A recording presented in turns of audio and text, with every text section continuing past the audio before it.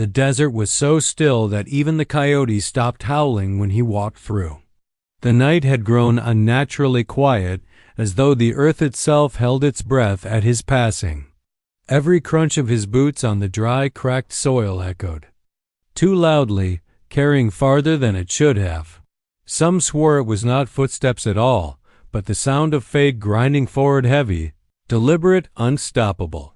They said he carried the moonlight on his back, that no shadow dared cling to him, and that the night bent its glow just to follow his steps. His bare chest was streaked with dust and old blood, the sinews of his body taut and carved by hunger and war.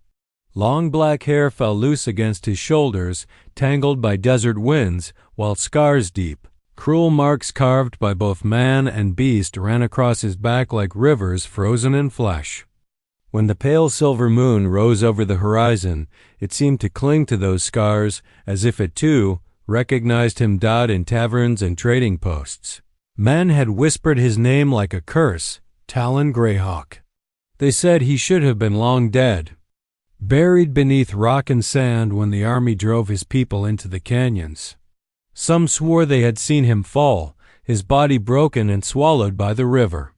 Yet here he was, walking again beneath the stars, carrying something unseen but heavy, an aura of reckoning that weighed on every soul who glimpsed him dot by the time he appeared at the edge of Red Hollow. The town seemed to shrink beneath his presence. A crooked line of lanterns flickered along the main street, their flames sputtering as if cowed by the glow that clung to him. Wooden shutters slammed shut one by one as families pulled their children inside, whispering prayers under their breath. Dogs whimpered and crawled under porches. Even the horses tied outside the saloon grew restless, stamping hooves against the dirt. A widow, standing on her porch with her young boy clutched close, froze at the sight of him. The child stirred, sensing the strange light that seemed to radiate from the man.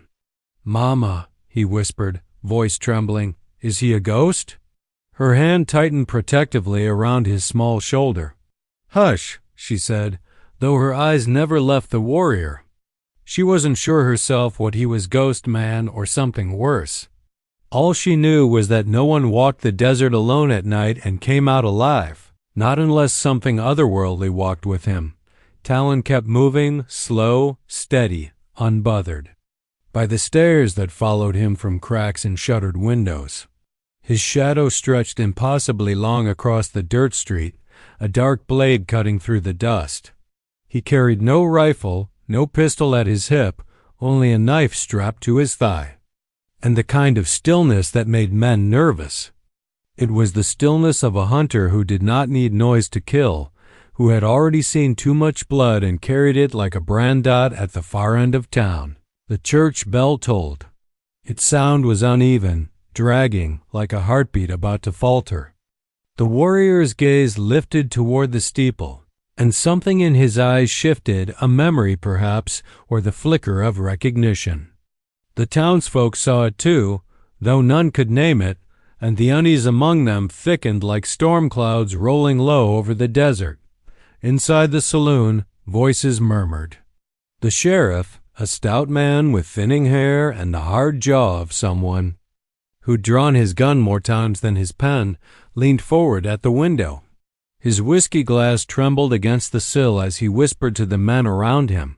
"If he's come back," the sheriff muttered, "it ain't for whiskey, it's for blood." The men exchanged uneasy glances. No one asked who he was. They all knew. Legends had a way of moving faster than the wind in a place like this, and the name Talon Greyhawk was carved deep into every man's memory. Whether from truth or fear out on the street, Talon stopped. For a long moment he simply stood in the center of Red Hollow, bathed in the moon's silver light. The silence pressed down heavy, so heavy that the widow thought her boy might cry from it. Then, with the slow grace of a man who had walked farther than most men would dare, Talon raised his head, eyes sweeping across the town. And though he said nothing, the people of Red Hollow understood something all too well. The warrior was not passing through? He had come with purpose, and purpose was always dangerous. The church bell tolled again, louder this time, cutting the silence like a blade. Talon Greyhawk moved toward it. His name was Talon Greyhawk, though few dared speak it aloud. Most only called him the warrior, as if saying his true name might summon something they weren't prepared to face. Years ago, when the army drove the tribes into the canyons and slaughtered them by the riverbanks, word spread that Talon had been among the dead.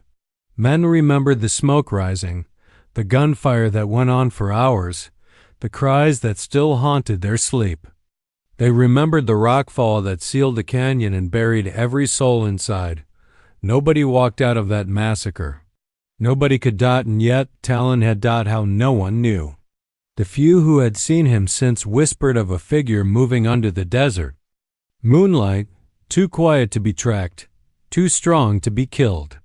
Some swore bullets passed through him as if he were air. Others swore he was only a man, flesh and blood, but carrying with him something heavier, something unholy, or perhaps divine. They said he walked with the spirits of his dead kin strapped across his back, and that was why the moon clung to him, why his shadow never seemed to fall where it should. That was the story rattling through the saloon in Red Hollow as Talon's boots carried him down the street. Inside, cowhands, gamblers, and drifters leaned close over half-drunk glasses of whiskey, their voices lowered but quick, tight with unease. "If that's him, he shouldn't be here," one muttered. "He's dead." "Been dead 10 years, said another, though his eyes stayed glued to the window, unwilling to look away. "Then tell me," a third spat, his voice shaking despite his words, "what in God's name is walking out there right now?" At their table, the sheriff listened. In silence, jaw tight.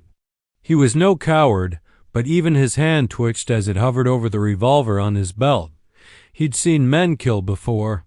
He'd seen men die. But he had never seen a man carry himself the way Talon did, as if the ground itself bent a little under his weight. "If he's come back," the sheriff finally said, his voice flat, "it ain't for whiskey, it's for blood." The words landed like stones in the room, heavy and sharp. No one answered him. They didn't need to. They all knew. What blood he meant, the blood of the Carter boy. On the street, Talon's eyes lifted toward the church at the far end of town. The crooked steeple caught the silver light, and the bell tolled again, slow and uneven, the kind of sound that dragged at a man's chest and made him remember his own sins. He walked toward it, boots stirring little clouds of dust that swirled like smoke in his wake. Children peered from cracks in window shutters, their small faces pale and wide-eyed. One whispered, "Mama, he's glowing." The mother pulled the child back sharply, whispering a prayer against her lips. By the time Talon pushed open the doors of the church, every pew inside had fallen silent. The smell of wax and pine wood filled the air, mingled with the faint sourness of unwashed bodies pressed too close together. At the center of the church lay a coffin too small for a grown man. The people had gathered around it, faces drawn tight, hands folded in prayer or clenched into fists of grief. Elijah Carter, 12 years old, lay inside, his small hands crossed over his chest. 2 nights ago, he'd been caught in the gunfire when raiders stormed the Carter Ranch. 2 nights ago, a mother had buried her heart. Now, the people prayed not for the boy's soul. They believed that was already in God's hands, but for themselves. Because they all knew, deep down, that his death had not ended anything. It had only started something. When Talon stepped into the doorway, the murmurs ceased. The air grew thick as though even the candles feared to burn too brightly in his presence. The faint silver glow followed him inside, mingling uneasily with the weak flicker of the flames. His shadow stretched down the aisle, a dark blade slicing the floor between grieving families. The pastor tried to speak, but his throat worked soundlessly. His hand clutched the Bible tighter, knuckles pale, yet no verse came to his tongue. Mothers pulled their children closer. Fathers stared, faces pale, some nodding as if they had expected this moment all along. And Mary Carter, the boy's mother, lifted her tear-streaked face to look at him. He did not bow his head. He did not kneel. He only walked slowly toward the coffin, each step a drumbeat of inevitability. His eyes, dark, endless, and alive with something no one could name, remained fixed on the child's still body. The people of Red Hollow understood then what had brought the warrior to their town. He was not there to mourn. He was not there to comfort. He was there to deliver a reckoning. Inside the church, the air was thick with candle smoke and sorrow. Wooden pews creaked beneath the weight of grieving families, their whispers fading as the warrior stepped through the doorway. The heavy doors groaned on their hinges, and when they closed behind him with a dull thud, the sound seemed to lock the whole town inside with him. At the center of the church, under the wavering glow of a single candle, lay the coffin. It was too small, almost cruelly so, fashioned hastily from pine boards. The boy inside, Elijah Carter, looked almost asleep, his hair combed neat, a clean shirt tucked around his still body. His hands rested folded on his chest, clutching the small wooden horse he had carved himself just months before. The horse's surface was worn smooth from his touch, its edges rounded by childish play. Every eye turned from the coffin to the Praran to the warrior. Mothers gasped softly. Fathers stiffened. A murmur rippled like wind through wheat, then died as quickly as it came. The glow that clung to him made the candles seem weaker, their flame shrinking as if in deference to his presence. He walked slowly, each footstep echoing louder than it should have on the wooden floor, his shadow stretching long across the aisle until it seemed to reach the coffin itself. Mary Carter sat in the front pew, her veil pulled low, hands twisted tightly around a handkerchief damp with tears. She lifted her head, and when her eyes met his, her breath caught in her throat. Her grief was raw, her face pale, streaked with sorrow, yet beneath it all flickered recognition. She knew this man. Not well, but well enough to understand why the room felt colder now. "Talon," she whispered. Her voice was hoarse, but the single word carried through the church, cutting the silence like a blade. The warrior stopped at the edge of the coffin. He looked down at the boy, his face carved from stone, unreadable, but his shoulders seemed heavier somehow, as if carrying more than his own weight. He didn't cross himself, didn't bow his head. Instead, he simply stared, his jaw tight, his eyes dark and deep as midnight. The pastor, standing near the pulpit, cleared his throat nervously. "This is a house of God," he began, but his voice faltered when Talon's gaze lifted to him. The look in those eyes silenced him faster than a gun barrel. He clutched his Bible tighter, words dying on his tongue. From the back pew, a man hissed under his breath, "What's he doing here? He ain't family." Another muttered, "He's trouble, that's what he is." The whispers grew again, nervous, restless, until the sheriff barked softly, "Quiet." But Mary rose to her feet, swaying slightly, her veil slipping back to reveal the hollow ache in her face. She stepped closer to the coffin, closer to the warrior, her voice trembling but clear. "You came," she said. Her eyes glistened as they searched his face. "I didn't think. After all these years, I didn't think you'd come." Talon's head tilted slightly, the faintest motion, as if acknowledging a bond no one else could see. His voice, when it came, was low, gravelly, carrying the weight of dust, grief, and miles walked. "I carry him now." The words struck the room like thunder. Some gasped, others muttered prayers. The sheriff narrowed his eyes. "Carry who?" he demanded. Though the answer hung in the air already, Talon's gaze never left the boy. "The child," he said softly. "Elijah, his spirit is restless." He walks with me." The widow's lips parted, tears spilling fresh down her cheeks. She pressed her hand to her mouth to keep from crying out, because deep inside something in her believed him. She felt it even before he spoke, the strange weight in the air, the faint glow, the way the room seemed to hum with a presence that was not entirely Talon's. The sheriff, though, spat into the silence, his words sharp and defiant. "We don't need ghost stories. We need law. And law says raiders killed that boy. Law says they'll hang for it when we find him. That's how it works." Talon finally lifted his eyes from the coffin to meet the sheriff's stare. The look in them was cold, endless, and full of something older than any written law. "Law died," Talon said, his voice low, steady, but fierce enough to make even the sheriff take half a step back.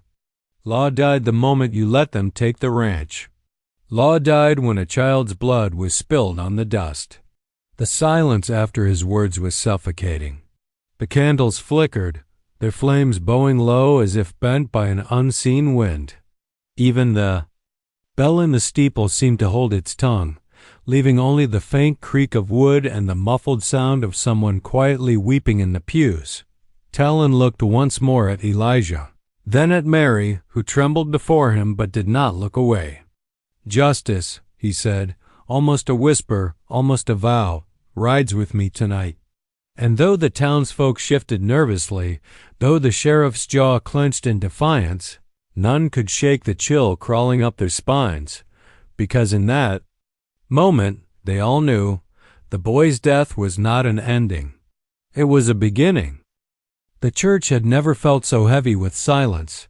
The people of Red Hollow sat in the pews like statues, their grief colliding with fear as the warrior's vow settled over them. Some bowed their heads as if to pray. Others stared wide-eyed, their knuckles pale where they gripped the wood. They all knew something had shifted. The night no longer belonged to them. It belonged to Talon Greyhawk. Mary Carter, trembling but resolute, stepped closer to the coffin. Her dark veil had slipped from her hair, revealing a face carved by sorrow, but also by strength that no one in town had ever seen so plain before. She looked up at Talon as if to steady herself against him, her lips parting to speak words she had kept hidden for years. "You came," she said again, louder this time, her voice carrying through the church. Her hand touched the edge of the coffin, her fingers brushing against the wooden horse Elijah still clutched. "Just like you came for him once before." His father. A murmur rippled through the church. Some tilted their heads, whispering questions. Others frowned, as though trying to recall an old story buried in the dust of memory. The sheriff's brow furrowed. "What's this?" he demanded, though his voice was rougher than usual, as if he already feared the answer. Mary turned her gaze from Talon only long enough to face the town. Her hand shook, but her voice was steady, born of truth long suppressed. "Years ago, when Thomas, my husband, was still alive, there was a raid on our ranch. We thought it was the end. But Talon came. He fought them off alone, while Thomas lay wounded. He saved my husband's life that night." Gasps and mutters stirred the air. Old men shifted uncomfortably in their seats. They remembered hearing of that raid, remembered whispers of a native warrior standing against hired guns to defend a white rancher's land. But the details had been buried, ignored, swallowed by time and prejudice. Mary pressed a hand to her chest, tears glimmering on her cheeks. "My husband always said he owed his life to Talon. That debt was never paid. And now," her voice cracked and she looked back at the coffin, "now I owe him my son's peace." The sheriff snorted, trying to mask the unease prickling his skin. "That's rich. You'd put your faith in a ghost from the canyons? A man who don't belong to this town, this law, this world?" He gestured sharply toward Talon, his hand grazing the revolver at his belt. "You want justice, Mrs. Carter. You let the law handle it." "You let me handle it." Talon's voice cut through the sheriff's words like a blade through cloth. The law did nothing. The law let the raiders strike. The law stood still while a child's blood soaked the earth. His eyes locked on the sheriff's, unblinking, unyielding. Justice rides with me. The tension between the two men was a living thing, coiled and dangerous. Every man in the room felt it, the hairs on their necks rising, their hands twitching toward holsters though no one dared draw first. The pastor shifted nervously by the pulpit, murmuring something about peace. But no one listened. Mary stepped between them, her black dress brushing against Talon's arm as she turned her tear-streaked face toward the sheriff. "You don't understand. I feel it." She touched her heart, trembling but firm. "The boy's spirit is restless. When Talon says he carries him, I believe it. Elijah won't rest until his death is answered." The sheriff's jaw tightened, his face red, with anger or perhaps fear. He spat onto the church floor, the sound sharp in the silence. Restless spirits, glowing shadows, moonlight on his back bow. "This is madness, woman. Madness that'll get more blood spilled." Talon's head tilted, his expression unreadable, his presence heavy as stone. "More blood will spill," he said softly, and though his tone was quiet, it rang through the church like a tolling bell. "But not the innocents." The sheriff bristled, his fingers brushing the handle of his revolver. For a moment, it seemed the church itself might become a battleground, pews turned to barricades, hymnals to shields. But then he hesitated, his eyes caught by the faint shimmer along Talon's scars as the moonlight through the stained glass window struck his back. The sight froze him where he stood, his breath short. It was Mary who broke the moment. She turned back to Talon, her eyes pleading, her voice a whisper only he seemed to hear. "Bring him peace, please. If you do nothing else, bring my boy peace." Talon nodded once, a motion heavy with finality. His gaze lingered on the boy's still face, then returned to Mary. "I will." The widow sank to her knees, clutching the edge of the coffin, her tears falling onto the wooden boards. Around her, the townsfolk shifted uneasily, torn between fear of the warrior and guilt of their own inaction. They all knew, deep down, that it was not the sheriff's law that would bring peace. It was Talon. And as the church bell tolled again above them, slow and mournful, every soul inside understood what the night now promised. Judgment was coming, carried on the back of the warrior who bore the moonlight. The prairie wind carried a sound that night, not the lonely cry of coyotes or the moan of restless cattle, but the deep, rhythmic thrum of drums. Elias sat upright on his porch, boots planted firmly on the wooden boards as the faint sound rolled toward him like thunder breaking across the plains. He gripped the edge of the chair, his heart hammering, while the boy pressed close against his side, eyes wide with both fear and awe. The warrior man, silent as ever, stood tall at the kier at the toll at the faz of father and the fa fear and awe. The warrior man, silent as ever, stood tall at the teal edge of the yard, silhouetted against the pale wash of the rising moon. His broad back glistened faintly, and it was true. It seemed to carry the moonlight as though he bore the night itself upon his shoulders. Every movement, every shift of muscle shimmered with a strange glow. He did not flinch at the sound of the drums. Instead, he bowed his head slightly as if acknowledging the call. "Who are they?" Elias asked, his voice barely above a whisper. "Is it your people?" The warrior's dark eyes met his. He spoke in slow, measured English, his accent thick, words dragged like stones across a river. "They come for him." His gaze flicked toward the boy. "The child is not safe." Elias stiffened. "You mean to say those drums?" "There." "Calling for this boy? Why?" The warrior did not answer at once. He stepped closer, his shadow long and deep over the yard. The boy clung to Elias's arm, his small hands trembling. Finally, the warrior said, "Blood follows blood. His father's choices ride with the drums. They will not rest until they claim what is theirs." A chill gripped Elias tighter than any winter wind. He had buried his share of men in this land, gunfighters, ranchers, drifters who thought the prairie was theirs to bend. But never had he felt such dread from words so few.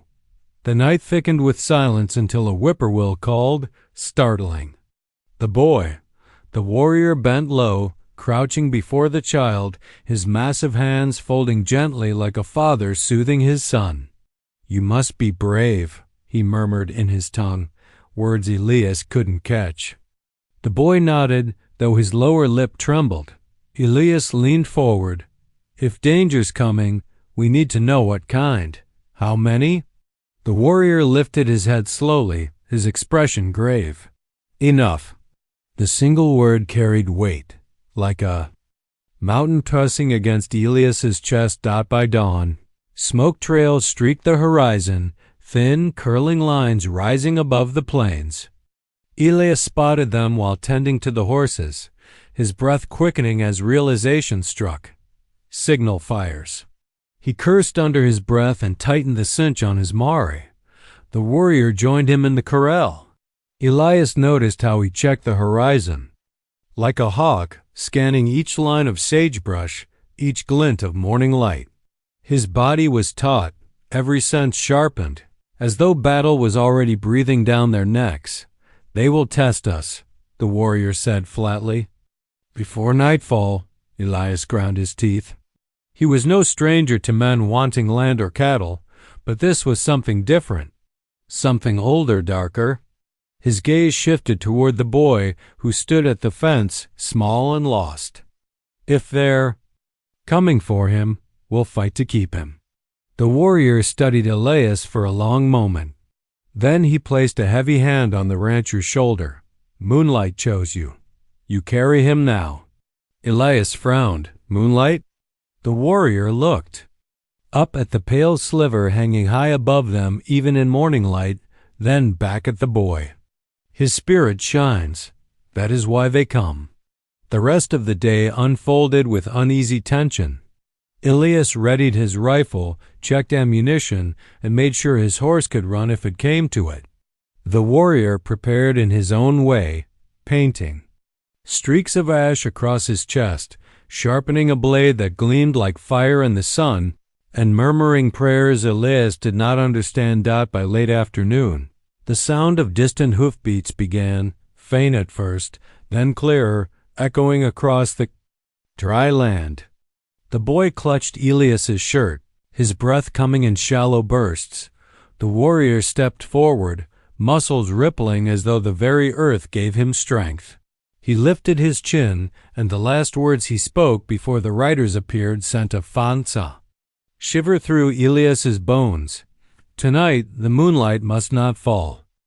The sun hung low, bleeding red across the horizon when the first riders appeared. Dust swirled behind them like a storm, their silhouettes sharp against the dying light. Elias gripped his rifle so hard his knuckles whitened. He counted at least a dozen horsemen, but the warrior man stood as if he had expected far more. The boy huddled near the porch steps, wide-eyed, clutching a small tin horse Elias had carved for him. His chest rose and fell in quick bursts, and Elias's heart twisted. Whatever storm was coming, the child had no business being caught in it. The riders slowed as they neared the ranch, circling wide before reining in a short distance away. Their leader, a tall figure with a feathered lance, raised his hand. The warriors fanned out behind him, their horses stamping restlessly, eyes flashing in the fire-red sunset. The warrior man stepped forward, bare chest streaked with ash and moonlight glinting across the curves of his muscles. He held no rifle, no bow, only the blade at his side. He lifted one hand, palm outward, not in surrender, but in warning. A voice carried from the riders, deep and commanding. Though Elias didn't catch all the words, the meaning was clear. They wanted the boy. Elias spat into the dust and shouted back, "He's under my roof. He ain't going anywhere." His voice cracked the silence, but even as he spoke, he felt the futility. He was just one man, and though his rifle was steady, there were too many of them. The warrior man turned his head slightly, speaking low so only Elias could hear. "Do not fire first. They test courage. They test claim." Elias's throat was dry.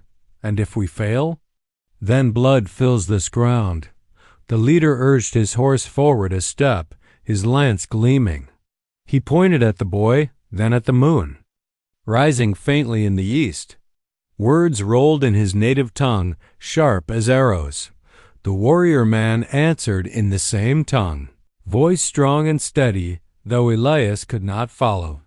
The exchange went back and forth, rising like a storm about to break. Elias felt the boy's trembling hand grip his pant leg, silent tears rolling down his cheeks. Suddenly the leader thrust his lance into the ground, hard, and barked something that made the rest of the riders laugh, cruel, mocking. Then he pointed directly at Elias. The warrior man's face darkened. He turned, meeting Elias's gaze. "They challenge you." "Me?" Elias blinked, throat tightening. The warrior nodded once. "They say if the rancher bleeds, the boy is theirs. If the rancher stands, the boy remains." Elias let out a bitter laugh, shaking his head. "Hell of a bargain." But the warrior placed a hand on his shoulder, gripping tight, steadying him. "Moonlight chose you. Stand. Do not fear." Elias swallowed hard. His legs felt heavy as iron, but he stepped forward into the dust, rifle lowered. The riders shifted, muttering, their horses snorting. The leader dismounted, tall and broad, his lance gleaming as he pulled it free from the earth. The circle of men closed in. Elias could hear the war drums now, faint but steady, beating in rhythm with his heart. The warrior man moved to stand beside him, not interfering, but watching. His presence alone was like a wall at Elias's back, uncheckable. The leader stalked forward, circling Elias, testing his stance. Elias had seen this before, the way predators circled prey. He clenched his fists, keeping his rifle at his side, refusing to lift it. He remembered the warrior's words, "Do not fire first." Leader lunged suddenly, the lance sweeping toward him. Elias stumbled back, then planted his boots, fury rising. He dodged one strike, then another, his breath ragged, dust choking his throat. He wasn't as fast, not as trained, but damn if he'd give the boy up without a fight. The warrior man finally spoke, his voice booming across the circle. Words Elias couldn't understand, but their meaning shook the air. The riders went silent, even the leader froze, lance poised mid-swing. The leader turned, snarling, answering in the same tongue. But the warrior's voice came again, louder, sharper, like thunder. The circle of men shifted uneasily. At last, the leader spat into the dirt, yanked his lance away, and barked an order. Slowly, the riders pulled back, circling away into the chimno.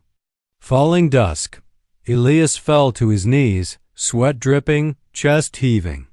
The boy rushed to him, clinging tight. The warrior stood tall, silent, watching the riders fade into the horizon. But before the last rider vanished, the leader turned in his saddle and shouted something that chilled Elias's blood. The warrior translated, his voice grave, "They will return. And next time, they bring the fire." The desert was silver that night. Moonlight spilled over the mesas, the buttes, the low-curling river, and the warrior man rode with the weight of destiny on his shoulders. His horse's hooves drummed a steady rhythm against the earth, and strapped. Across his back lay the pale leather bundle glowing faintly in the night, the last moonstone, the last relic of a people who refused to be erased. It was said whoever carried it would bear not only its glow but the memories of those who came before And now he bore them all behind him. The trail of fire burned. The railroad men had unleashed their wrath, vowing to crush him for shattering their prison wagons and freeing the captives. Soldiers and bounty hunters alike prowled the desert, hunting him as if he were an animal. Yet he did not ride in fear. His back was straight, his chest unbowed. He rode with the calm of a man who had already made peace with death. So long as his death meant his people would live. The boy rode close at his side on a smaller horse, his face smeared with desert dust but his eyes clear. Samuel had refused to stay behind, no matter how the warrior urged him. And perhaps it was right. Perhaps the moonlight was not his burden alone. The glow from the relic touched the boy's face, painting it with silver, as if anointing him with some secret blessing. Crested a ridge, and down in the valley they saw them. Hundreds of campfires, the last tribes gathered, waiting for a sign. Old men who still remembered buffalo, women with babes strapped to their backs, warriors clutching lances though their numbers were too few. For years they had been hunted, beaten, and scattered, but tonight their faces lifted toward the glow. On his back, whispers ran through the encampment like a prairie fire. He carries the moonlight. But no sooner had the whispers risen than the thunder of hooves shook the night. Out of the east, soldiers poured like a swarm, rifles glinting, sabers raised. The rail barons had not come to parley. They had come to a race. The boy gasped. They'll slaughter them all. The warrior man's jaw tightened. His horse stamped, restless, feeling the tension coil in the air. Not if the moonlight blinds them first, he murmured. He slipped from his saddle and drew the bundle from his back. Unwrapping the leather, he revealed the carved stone inside a round disc, etched with symbols older than the desert itself. It pulsed with a strange, living glow, soft but unyielding. Like fire contained in water. The soldiers thundered closer, their battle cries tearing across the valley. Families huddled, warriors braced. The boy clutched his reins, torn between terror and awe. And then the warrior man raised the stone to the heavens. The desert exploded with light. It was not sunlight, not fire, not lightning, but moonlight magnified 1,000-fold, pouring out like a tidal wave. The white glow washed over the charging soldiers, dazzling their eyes, throwing horses into panic. Men cursed and screamed as their mounts reared, rifles slipping from their hands. The valley floor shimmered as if covered in frost, and the night itself seemed to bend beneath the weight of the radiance. The tribes gasped, then shouted, then roared. Hope surged like a living thing, filling lungs that had forgotten what it was to believe. The boy stared at the warrior man, who stood like a statue carved from obsidian, the moonlight wrapping around him like a cloak. He seemed larger than life, as if he truly carried the heavens on his back. But even as the soldiers scattered, the warrior swayed. The glow was draining him, pulling from his very blood and bone. His knees buckled. The boy leapt to his side. "Don't, you'll die." The warrior's gaze fell on him, soft and fierce all at once. The moonlight was never meant for one man. It is meant for those who remember. He pressed the stone into the boy's hands. Samuel trembled as the glow spilled over him. "Carry it when I cannot. Tell them we did not fade quietly. Tell them the desert remembers." With that, the warrior man collapsed, his chest rising only once more. The moonlight dimmed, settling into the boy's grasp. The tribes wept and wailed, yet their tears were not only for death, they were for the birth of something greater. For the boy, shoulders squared now, stood where the warrior had fallen, the glow burning in his palms. And so, under the endless desert sky, the legend was sealed. They would say forevermore that there was once a warrior man who carried the moonlight on his back. But they would also say the moonlight never died, it simply found a new bearer.